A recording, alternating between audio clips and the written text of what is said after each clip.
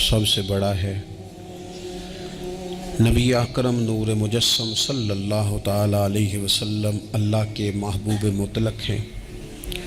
ہم اللہ کے بندے ہیں اور رسول کائنات کے غلام ہیں صلی اللہ علیہ وسلم۔ ہمارا ایک بہت بڑا تعارف ہے۔ عباد الرحمن کہا ہے اللہ تعالیٰ نے اپنے بندوں کو، ہمیں کہا ہے کہ تم بہترین امت ہو۔ اللہ کریم نے اعزازات سے نوازا ہے۔ جن لوگوں کے پاس اتنی بڑی نسبتیں ہوں، اتنے بڑے حوالے ہوں، اتنی بڑی طاقتیں ہوں، ان کے پاس ظاہری طور پر اگر لوگوں کا جتھا نہ بھی ہو اور ظاہری طور پر اگر مال و اسباب وقتی طور پر نہ بھی ہوں، اقتدار، عہدہ اور بڑے لمبے چوڑے نعرے ان کے پیچھے نہ بھی لگ رہے ہوں، تو یہ بہت بڑا تعارف نہیں کہ اللہ کے بندے ہیں اور رسول کریم کے غلام ہیں؟ اور کیا یہ تعارف جینے کے لیے، زندہ رہنے کے لیے اور گردن اٹھا کر جینے کے لیے بہت بڑا تعارف نہیں؟ باوجود اتنے بڑے تعارف کے اگر کوئی بندہ کمزور باتیں کرے، کچی پکی گفتگو کرے اور وہ اپنے آپ کو بار بار مظلوم ثابت کرنے کی کوشش کرے، وہ بار بار اپنے زخم دکھائے تاکہ وہ قابل رحم قرار پائے، تو یہ باتیں ایک مومن کو، ایک مسلمان کو، اللہ کے ایک بندے کو ذرا زیبا نہیں دیتی، ذرا اچھا نہیں لگتا۔ مسلمان اعصابی طور پر، ذہنی طور پر، نفسیاتی طور پر ایک طاقتور قوم ہے۔ مسلمان وہ قوم ہے جو مرعوب نہیں ہوتی، یہ روب دکھاتی ہے، روب۔ ہم وہ لوگ ہیں کہ جن کے اکابرین سوئے بھی ہوتے تھے نا، سوئے ہوتے تھے حضرت عمر، لیکن ان کو سوئے ہوئے دیکھ کر بھی لوگ کانپا کرتے تھے، اس لیے کہ شیر تو شیر ہی ہوتا ہے نا، وہ سویا ہو تو پھر بھی شیر ہی۔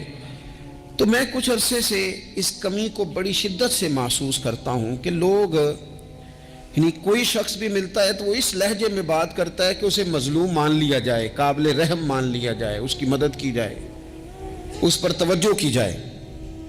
یہ مسلمان کی شان نہیں۔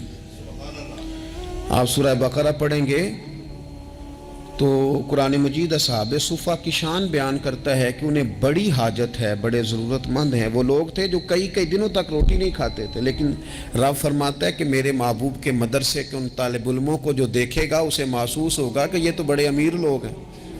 کیوں محسوس ہوگا؟ لا یسألون الناس الحافا، یہ لوگوں سے لپٹ کر سوال نہیں کرتے، کشکول طلب نہیں دراز کرتے، یہ اپنے پردے کو قائم رکھتے ہیں۔ خودداری، عزت نفس، وقار، خودی، ہمارے ہاں تیزی سے ان چیزوں کا آج جو ہے وہ یوں محسوس ہوتا ہے جیسے قحط ہو گیا ہے۔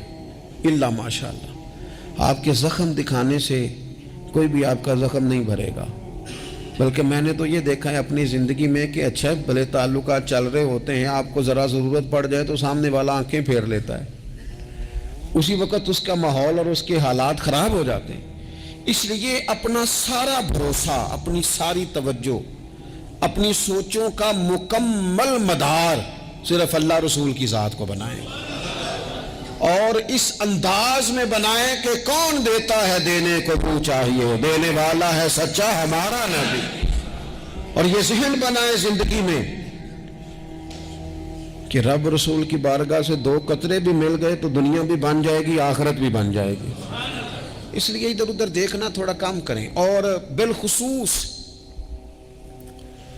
آج اپیل کروں گا، استاد اپنے شاگردوں کو، پیر اپنے مریدوں کو، باپ اپنی اولاد کو بڑی بڑی باتوں کا سبق پڑھائے، بڑی بڑی باتوں کا۔ اقبال نے شکوہ کیا ہے، اقبال کہنے لگے شکایت ہے مجھے یا رب خدا بندان مکتب سے، یہ جو انہیں کہتے ہیں کہ جناب پڑھ جاؤ گے تو روٹی اچھی ملے گی، یہ انہیں کہتے ہیں پڑھ جاؤ گے تو کار میں بیٹھو گے، پڑھ جاؤ گے تو کوٹھی بنا لو گے، یہ کیا سبق پڑھا رہے ہیں بھلا؟ ان کو تو تم بڑے بڑے باتیں بتاؤ، انہیں کہو پڑھو گے تو دنیا میں حضور کے دین کا انقلاب برپا کرو گے، تم ان کہو کہ تم پڑھو گے تو تم ایک پورا ملک چلاؤ گے، تم انقلاب برپا کرو گے، اٹھ باندھ کمر کیوں ڈرتا ہے، پھر دیکھو خدا کیا کرتا ہے۔ اقبال کہنے لگے یہ تم کیا سبق پڑھا رہے ہو کہ روٹی صحیح مل جائے گی، چندہ اکٹھا کرنے کا طریقہ آ جائے گا؟ کہنے لگے شکایت ہے مجھے یا رب خدا وندان مکتب سے، سبق شاہی ہے اور بچوں کو دے رہے ہیں خاک بازی کا۔ اڑنے والی تعلیم تھی اور یہ انہیں رینگنے کا سبق پڑھا رہے ہیں۔ تگڑی تگڑی باتیں بچوں کو سکھاؤ، تگڑی تگڑی۔ یہ پھر سارے نہ ڈھونڈتے پھریں کہ وہ فلانا جو ہے نا چاچا امیر ہے تو ماموں امیر ہے تو فلانی خالہ باہر ہے تو فلانا ذرا مہربانی، کوئی بھی نہیں مہربانی کرتا۔ مہربانی جب بھی کرتا ہے یا خدا کرتا ہے یا مدینے والے محمد مصطفیٰ کرتے ہیں۔ اپنی توجہات کبھی بچوں کو دیکھیں، حضرت لقمان اپنے بیٹے کو کیا کہتے ہیں یا بنی اقم الصلاۃ وامر بالمعروف وانہا عن المنکر۔ حضرت لقمان اپنے بیٹے کو سمجھاتے ہیں، کہتے ہیں اے بیٹا نماز قائم کرنا، لوگوں کو بھلائی کا حکم دینا، برائی سے منع کرنا، وَاصْبِرْ عَلَىٰ مَا أَصَابَكَ، اور جب مصیبت پہنچے تو صبر کرنا۔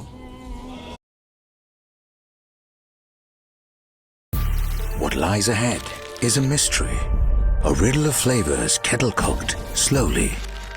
Look out and you may find sweet basil wrapped in roasted Thai chili, or an oven-baked secret so unexpected it stirs your senses. Seek the clues that lie in golden crunches and hints of veggies that hide in air-popped edges. Uncover what lies beneath the heat, or behind the closed doors of olives and cheddar cheese. Because with every crunch, the temptation grows, the plot thickens, and the adventure gets even more exciting. A new range of exotic snacks from Red Rock Deli, kettle, baked, and popped. Now in India, savor the adventure.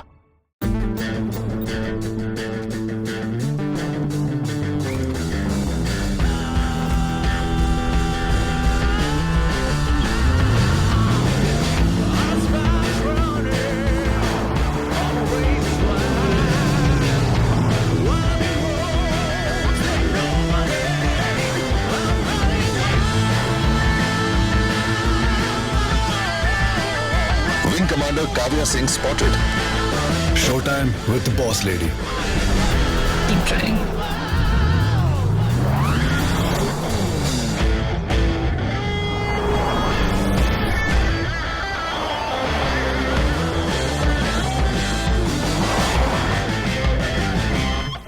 Swanky car. It's not a car. It's a tech mobile. اصابک، اور جب مصیبت پہنچے تو صبر کرنا، ادھر ادھر رونا دھونا نہ کرنا، نماز پڑھنا، بھلائی کا حکم دینا، برائی سے منع کرنا، اور اگر کوئی مصیبت پہنچے تو اس پر صبر کرنا۔ کتنے کام ہو گئے؟ 4۔ ایک نماز پڑھنی ہے، ایک بھلائی کا حکم دینا ہے لوگوں کو، ایک برائی سے، اور اگر کوئی مشکل آئے تو کیا کرنا ہے؟ ان ذالک من عزم الامور۔ فرمایا بیٹا یہ بڑی ہمت والے کام ہیں، ہمت والے کام کرنا، ہمت والے، طاقتیں اپنی قائم رکھنا، کمزور نہ پڑنا، لوگ تمہارے آنسو نہ دیکھیں، کوئی تمہیں تڑپتا نہ دیکھے۔ چھوٹا چھوٹا زخم لے کر لوگ سگنل پہ کھڑے، چھوٹی چھوٹی مجبوریاں لے کر لوگ مانگنے کے لیے دروازوں پر کھڑے ہیں۔ امت مسلمہ کا یہ مزاج نہیں، یہ وقار نہیں، یہ انداز نہیں۔ ہم تو بانٹنے والے لوگ ہیں۔ چلے مشکل آ جاتی ہے، زندگی میں ضروریات پڑ جاتی ہیں، قرضہ صحابہ بھی لے لیا کرتے تھے، لیکن یہ جو لہجے آج ہم نے اختیار کر لیے، کمزور ہو جانا، کچا پڑ جانا، غریبی کا رونا، یہ انداز اہل ایمان کا۔ بچوں کو طاقتور ہونا چاہیے۔ میرے نبی کریم صلی اللہ تعالی علیہ وآلہ وسلم نے نا ارشاد فرمایا، ایسا نہیں ہے کہ کوئی بندہ کمزور ہے تو وہ ناپسندیدہ ہے، یہ نہیں فرمایا کہ جو بزدل ہے تو وہ بڑا کوئی کٹا ہوا آدمی ہے، لیکن حضور فرماتے ہیں، صحیح مسلم میں حدیث موجود ہے، حضور فرمانے لگے طاقتور مسلمان نا اللہ کی نظر میں بزدل مسلمان سے زیادہ پیارا ہے۔ طاقتور ہے نا، اس کی شان زیادہ ہے۔ یہ جو با ہمت ہے، با حوصلہ ہے، جس کے اعصاب مضبوط ہیں، یہ رب کریم کی بارگاہ میں باوقار ہے، اللہ کے حضور اس کی قدر ہے۔ اور حضور علیہ الصلوۃ والسلام صحابہ کو دعائیں سکھایا کرتے تھے، اور تعلیم امت کے لیے خود بھی حضور وہ دعا فرمایا کرتے تھے، کہتے تھے اے اللہ بزدلی سے بچا، کنجوسی سے بچا، اے اللہ اس بڑھاپے سے بچا جو انسان کو بڑا پریشان کر دے۔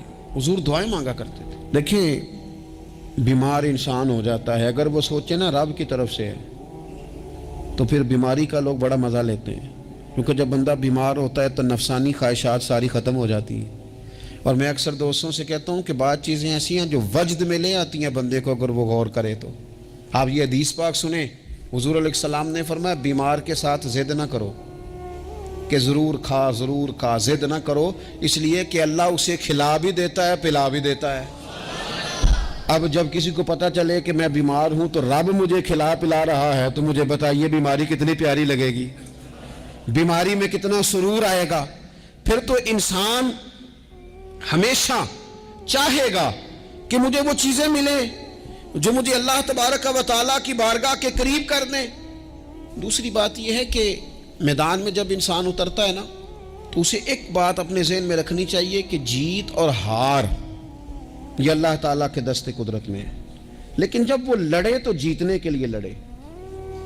ہمارے ہاں نا بہت سارے لوگ لڑنے سے پہلے ہی ہارے ہوئے ہوتے ہیں، میدان میں نکلنے سے پہلے ہی وہ کمزور باتیں کر رہے ہوتے ہیں، ابھی سفر شروع نہیں ہوتا وہ کہہ دیتے ہیں نہیں جناب آپ کی بات تو ٹھیک ہے پر کیسے ہوگا، کیوں کر ہوگا، لوگ تو آج کل چلتے ہی نہیں، بڑے مسئلے خراب ہیں۔ اور پھر کچھ لوگ ایسے ہیں جن کی باتیں سن کر بندے بیک گیئر لگا لیتے ہیں، اور میں نے دیکھا باتیں کرنے والے وہیں رہتے ہیں اور کام کرنے والے کہاں سے کہاں چلے جاتے ہیں۔ یہ یقینی نہیں کہ جیتیں گے، لیکن جب میدان میں اترے نا تو پھر ہمیشہ جیتنے کے لیے اتریں۔ کوشش کریں کہ میں نے اس انداز میں نکلنا ہے کہ میں نے نہ جیتنا ہے۔ حضرت مولا علی شیر خدا کرم اللہ تعالیٰ وجہ الکریم سے کسی بندے نے پوچھا حضور آپ ہر میدان میں کامیاب کیوں رہتے ہیں؟ فرمانے لگے جیت ہار تو رب کریم کے دست قدرت میں ہے، لیکن جب میں اترتا ہوں نا میدان میں تو میں دشمن دیکھ کے پہلے ہی فیصلہ کر لیتا ہوں کہ میں نے اس کے پیٹ میں خنجر مارنا ہے کہ گلے پہ، میں جیتنے کے لیے میدان میں اترتا ہوں۔ تو آپ دیکھ لینا دیواریں ہلتی رہتی ہیں اور در کانپ جاتا ہے، علی کا نام سن کر اب بھی خیبر کانپ جاتا ہے۔ کیوں کہ کہتے ہیں میں ذہن بنا لیتا ہوں کہ میں اسے کاٹ کے لاؤں گا، میں ڈرتا اور سہمتا ہوا میدان میں نہیں اترتا۔ ذہن ہوتا ہے کہ آج لڑوں گا تو جیتوں گا، آج میں دیکھیں میں کیا کرتا ہوں۔ حوصلہ نہیں پیدا کر پا رہے بچوں میں، کچھ بچے بھی اللہ خیر کرے عزم و ہمت والے لوگوں کے پاس بیٹھتے نہیں، اور دوسرا ہم اپنے بچوں کا کسی کو آئیڈیل بھی نہیں بننے دیتے۔ بچے کسی کا نام لیتے ہیں تو ہم کہتے ہیں پتر چھاٹ پرا، یہ دور ہی نہیں ہے۔ ہم کوئی ایسا ذوق، کوئی مزاج، کوئی طبیعت پیدا ہی نہیں ہونے دیتے۔ کچھ آنے والی نسل کا مزاج ہے کہ وہ اٹھنا نہیں چاہتی، بیٹھنا نہیں چاہتی، چلنا نہیں چاہتی، وہ چاہتی ہے میں لیٹی رہوں، موبائل میرے ہاتھ میں رہے، باقی سارے کام ریموٹ کنٹرول ہو۔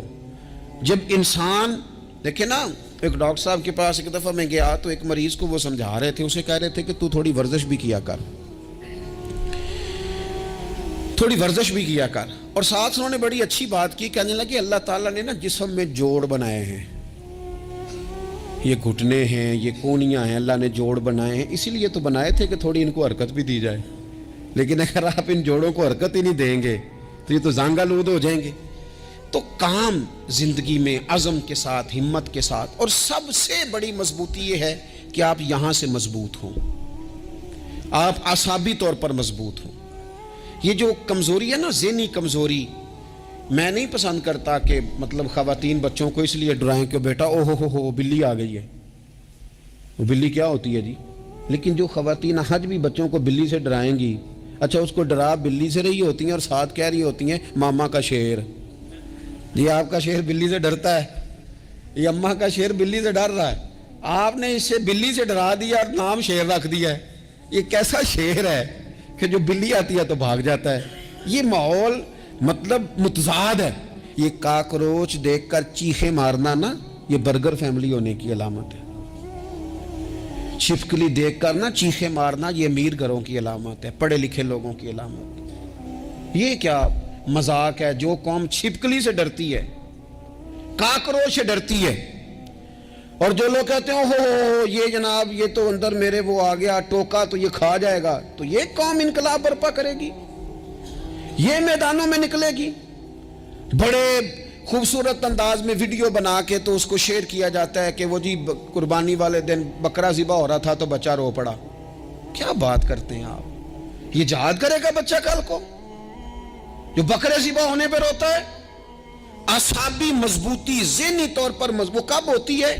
جب انسان اخلاقاً مضبوط ہوتا ہے، اس کی طبیعت وزادار ہوتی ہے، اس کا مزاج اسے مضبوط کرتا ہے۔ آپ ایک حدیث دیکھیں، ترمذی میں موجود ہے، حضور علیہ الصلوۃ والسلام نے فرمایا جب اللہ تعالیٰ نے زمین کو پیدا کیا تو زمین ہلنے لگی، تو اللہ نے پہاڑوں کو میخیں بنا کر قلعے بنا کر زمین میں لگا دیا تو زمین ٹھہر گئی۔ فرشتے فوراً عرض گزار ہوئے کہ مالک تیری سب سے طاقتور مخلوق یہ پہاڑ ہیں؟ فرمایا نہیں، لوہا جو ہے نا وہ پہاڑوں سے بھی طاقتور ہے، کیونکہ لوہا پہاڑ کو کاٹ دیتا ہے۔ یا اللہ پھر لوہا سب سے طاقتور ہے؟ فرمایا نہیں، آگ اس سے بھی طاقتور ہے۔ کیا آگ سب سے طاقتور ہے؟ تو فرمایا نہیں، پانی بھی ہے۔ کیا پانی طاقتور ہے؟ فرمایا ہوا بھی ہے جو پانی کا رخ پھیر دیتی ہے۔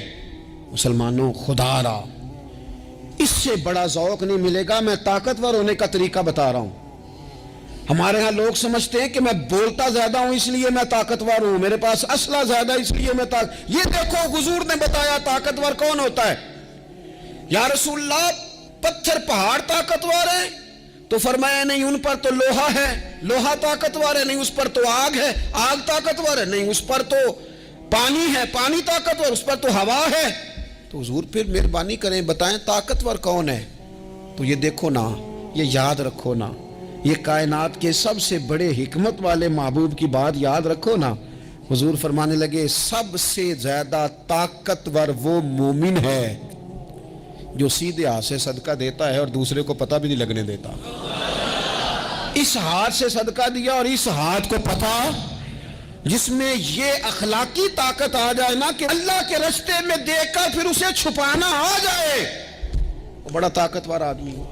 وہ میں یہ سب سے بڑا طاقتور ہے جس نے اپنے رب سے راز نیاز شروع کر لیے، اللہ کے رستے میں دیتا ہے پھر کسی کو خبر۔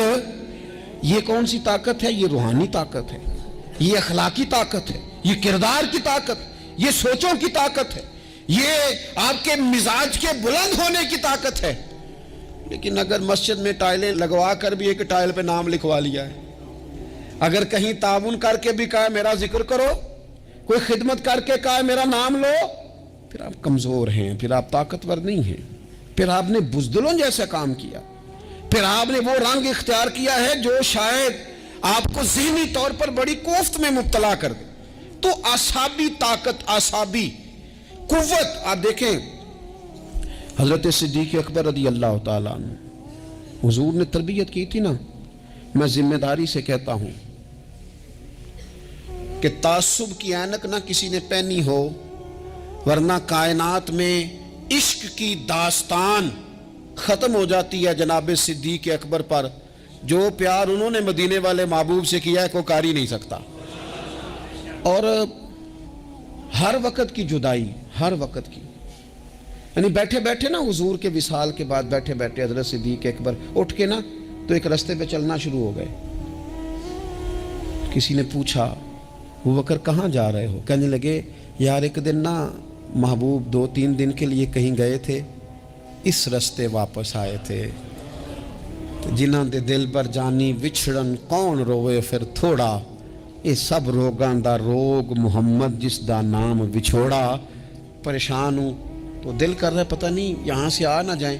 اتنا زیادہ محبوب کی غلامی اور نبی پاک کی محبت کا ذوق، لیکن اعصابی طور پر مضبوط کتنے تھے؟ حضور کے وصال کے بعد جس بندے نے اپنے پروں کے نیچے پوری امت کو سنبھال لیا ہے نا، اس کا نام بھی ابو بکر صدیق ہی ہے۔ ایسے ایسے سنبھال لیا، سب سنبھال، دکھ سب سے زیادہ لیکن سنبھالا۔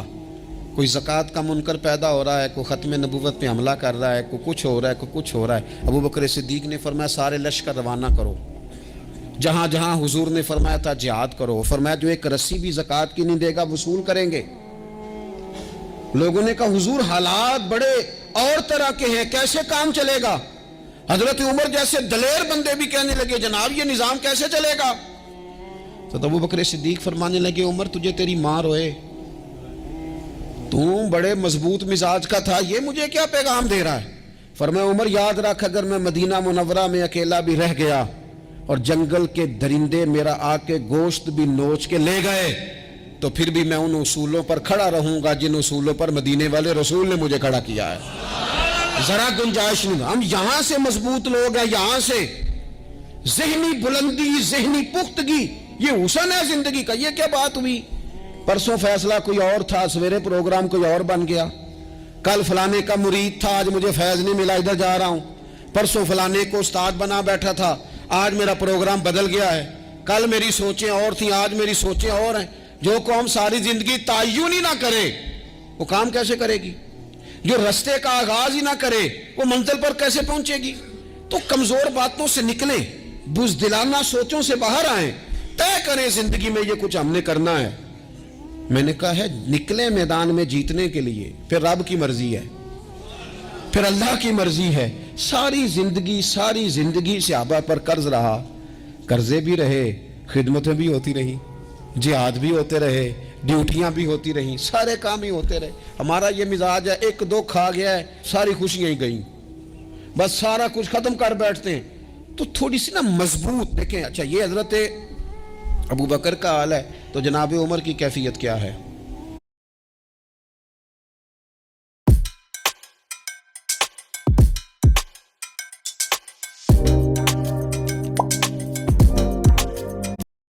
مضبوط دیکھیں۔ اچھا یہ حضرت ابو بکر کا حال ہے تو جناب عمر کی کیفیت کیا ہے؟ کلمہ پڑھتے ہی حضرت عمر نے فرمایا یا رسول اللہ جب آپ سچے، قرآن سچا، اسلام سچا، تو چھپ کے نماز پڑھنے کا کیا مطلب ہے؟ فرمایا ابھی تعداد ہی کوئی نہیں، 40 تو مسلمان ہیں۔ عرض کی حضور مہربانی کریں نا آپ صرف اجازت دیں، 20 لوگوں کی صفیں بنا دی گئیں، ایک صف کے آگے حضرت عمر ہیں، ایک صف کے آگے حضرت امیر حمزہ ہیں۔ جناب عمر کہنے لگے چونکہ آپ اللہ کے رسول ہیں تو لہذا نماز بھی آج اللہ کے گھر میں پڑھی جائے گی۔ تو حضرت عمر بیت اللہ شریف کے بیچ کھڑے ہو کے نعرہ لگاتے ہیں، فرماتے ہیں میں عمر ہوں، تم مجھے بھی جانتے ہو، میرے باپ کو بھی جانتے ہو، تم میرا قبیلہ بھی جانتے ہو، میں نے پڑھ لیا ہے محبوب کا کلمہ۔ اب جس نے بچے یتیم کرانے ہو اور اپنی بیوی بیوہ کرانی ہو وہ آئے اور مجھے روکے، یہ محبوب اللہ کے ہیں اور گھر بھی اللہ کا ہے، تو نماز بھی آج اللہ کے گھر میں پڑھی جائے گی۔ جب تک انسان یہاں سے طاقتور نہیں ہوتا، پھر بات آئی سیدنا عثمان غنی کی، میں پہلا وہاں اونا رنداں تو جنہیں کھلی بغاوت کی تھی، ہے پورا قبیلہ اور طرف ہے، عثمان تیرے گھر میں مال ہے، دولت ہے، وزاداری ہے، لوگ سارے کیا کریں گے، والد مخالف، چچا مخالف۔ حضرت عثمان غنی جیسے آدمی کو پکڑ کے باندھ دیا گیا گھر میں۔ پر عثمان غنی کہنے لگے میں ان بزدلوں میں سے نہیں ہوں جو محبت بھی کریں اور اظہار بھی نہ کر سکیں، جو دعویٰ بھی کریں اور پھر ان کے اندر طاقت اظہار بھی نہ ہو۔ فرمایا تم جتنا باندھ سکتے ہو باندھ لو، تم اپنی دولتیں، حکومتیں اور اپنا جاہ و جلال سنبھال کے رکھو، ہم نے تو غلامی کا فیصلہ کر لیا ہے۔ اور پھر کی غلامی انہوں نے۔ اور جہاں تک بات ہے شیر خدا حضرت علی المرتضیٰ کی، حضرت علی المرتضیٰ شیر خدا کا تو یہ حال تھا کہ ساری زندگی میدان میں رہے۔ ایک دن حضور نے صرف فرمایا کہ آج آپ کو نہیں لے کے جانا، آپ تھوڑا نا میرے نائب بن کر، حضور کسی نہ کسی کو نائب بنا کے مدینے میں چھوڑ کے جائے، ایک دن صرف کہا نہیں لے کے جانا۔ تو حضرت مولا علی رونے لگے، کہنے لگے حضور میں بچوں کے بیچ رہوں، عورتوں کے بیچ رہوں، میری تلوار کو زنگ لگ جائے گا، حضور مجھے تو گھوڑے پہ بیٹھنا پسند ہے۔ اچھا میں آپ کو ایک اور بات بھی عرض کروں، پہلے بھی میں نے کہا تھا پھر کہتا ہوں، کچھ لوگ پڑھے لکھے ہوتے ہیں بہادر نہیں ہوتے۔ حضرت علی کے علم کا بھی کمال عروج پہ اور بہادری بھی پورے عروج پہ۔ زندگی نا بہادر لوگوں کی ہوتی ہے۔ یہ شہاب الدین غوری لیٹے ہیں یہاں سوابا میں، تو کسی نے پوچھا ان سے کہ یار آپ کہاں رہتے ہیں؟ کہنے لگے میں گھوڑے کی پشت پہ ہوتا ہوں، ہمارے بچے बड़ी सोहनी फ़ोटो बनाते हैं। इनसे पूछें आजकल आप क्या करते हैं, तो कहते हैं मोबाइल चलाते हैं। आप क्या करते हैं? फ़ोटो खींचते हैं। आप क्या करते हैं? कहते हैं वो ना मुझे ऐसा अजीब मसला है मोबाइल का कि बच्चों की ना मतलब मैं कई दफ़ा सोचता हूँ कि अगर इन्हें कुछ 4 घंटे मोबाइल से अलहदा रहना पड़ा ना, तो हो सकता है कि इनको डॉक्टर को भी दिखाना पड़ जाए, इतनी को बुरी हालत हो गई। मुझे ढेर सारे दोस्त कहते हैं जी आप टेलीफोन पे मिलते नहीं। मैंने कहा मैं पहले मिला करता था जब तक लोगों की जेब में मोबाइल था, जब से लोगों ने हाथ में पकड़ लिया ना, तो फिर तो एक दिन में 100 नंबर मिलता है, तो फिर आप कैसे मोबाइल पे रहेंगे? फिर तो एक ही काम है, या फ़ोन सुनेंगे या कोई और काम करेंगे। तो थोड़ी सी हिम्मत वाली ज़िंदगी गुजारें। बुज़दिलाना बातें, कमज़ोर बातें हमारे बच्चों को भी कमज़ोर कर देंगी। ये कुछ नहीं कर सकेंगे। हज़रत सैयदना अब्दुल्ला बिन ज़ुबैर रदी अल्लाह ताला अन्हु, ये मदीना मुनव्वरा में पैदा होने वाले सबसे पहले बच्चे हैं। हज़रत सैयदना अबू बकर सिद्दीक़ रदी अल्लाह ताला अन्हु के नवासे हैं। हुज़ूर के फुफ्फो जनाब सफ़िया के पोते हैं और अशरा मुबशरा सहाबी हज़रत ज़ुबैर बिन अवाम उनके बेटे हैं। शुरू से ही बड़े बहादुर थे। एक दिन कुछ बच्चे गली में खेल रहे थे, तो एक शख्स ने आके ना चीख मारी, डराया, सारे बच्चे भाग गए। जनाब अब्दुल्ला इब्ने ज़ुबैर कहने लगे क्यों भागते हो, अब चीखों से भी डरोगे? वापस आओ सारे, मैं तुम्हारा अमीर हूँ, आओ ज़रा इस पर हमला करें। हम सारे भागे और ये अकेला खड़ा रहे। उस पर हमला किया, वो डराने वाला खुद डर के भाग गया। थोड़ा सा ना मिजाज, ज़ेन, तबीयत देखे ना, बदतमीजी और चीज़ का नाम है, लेकिन गुफ्तगू का मजबूत होना ये और चीज़ का नाम है। बच्चों को जब पूरी तरह यहाँ तो हम उनको इस कदर ज़्यादा कमरों में बंद रखते हैं कि जब वो निकलते हैं बागी हो जाते हैं। यहाँ फिर ये होता है कि उनके अंदर जो सलाहियतें होती हैं वो पूरी तरह दब जाती हैं। वो जो कैफियत होती हैं जो एक मर्दाना वस्फ में होनी चाहिए, उनके अंदर मौजूद नहीं होती। इकबाल कहते हैं आईने जवां मर्दा हक गोइयो बेबाकी, अल्लाह के शेरों को आती नहीं रूबाही। और ये जो सहमे दोस्त हैं ना, बिलखुसूस गरीब तबके से, उनसे मैं अर्ज़ करूँगा कभी किसी की गाड़ी देखकर मरूब नहीं होना, कभी किसी के महंगे कपड़ों के रोब में नहीं होना, कभी नहीं। हालात के सहमे हुए लोगों को बता दो हालात बदल जाते हैं, एक जैसे नहीं रहते। कभी कमज़ोर ना पड़ें और जगह जगह अपने दुख भी ना बताएं, जगह जगह अपने दुख ना बताएं। हिम्मत करें। वो एक शायर ने कहा था कि बाहिम्मत लोग कभी हारा नहीं करते, या वो जीत जाते हैं या कुछ सीख जाते हैं।